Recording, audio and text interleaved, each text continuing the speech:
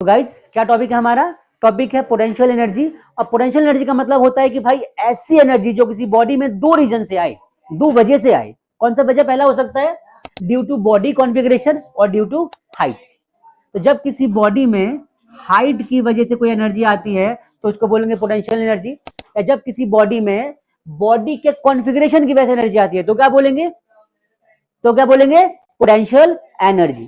तो डेफिनेशन भी यही बनेगा क्या कि द एनर्जी, क्या लिखेंगे हम कि द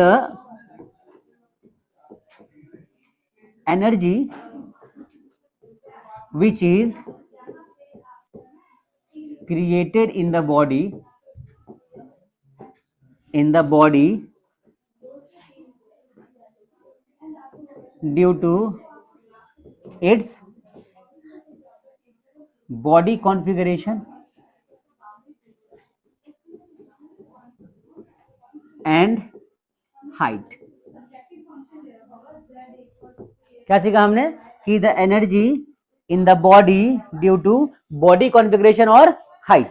एग्जाम्पल की बात करें अगर तो ये बॉडी हमारे पास है, ये बॉल रखी है हमारे पास, ठीक है। ये बॉल जो है बच्चों देखो ग्राउंड पर रखा है मान के चलो, तो इसके अंदर इसको, ये तो बहुत हल्की है, ये हमारे पास बॉटल है और मान लो पानी भरा हुआ है इसके अंदर, तो अच्छा खासा वेट इसके अंदर होगा।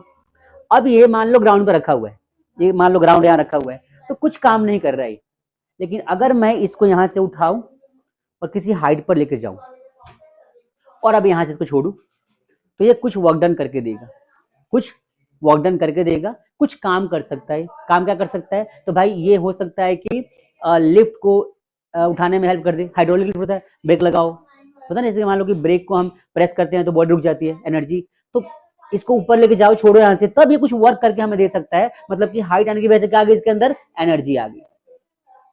ऐसे बहुत सारे कॉन्सेप्ट और भी। एग्जाम्पल की बात करते हैं तो मान लो स्प्रिंग है हमारे पास। क्या हमारे पास स्प्रिंग है? नॉर्मल कंडीशन में स्प्रिंग हमारा ऐसा रखा हुआ है।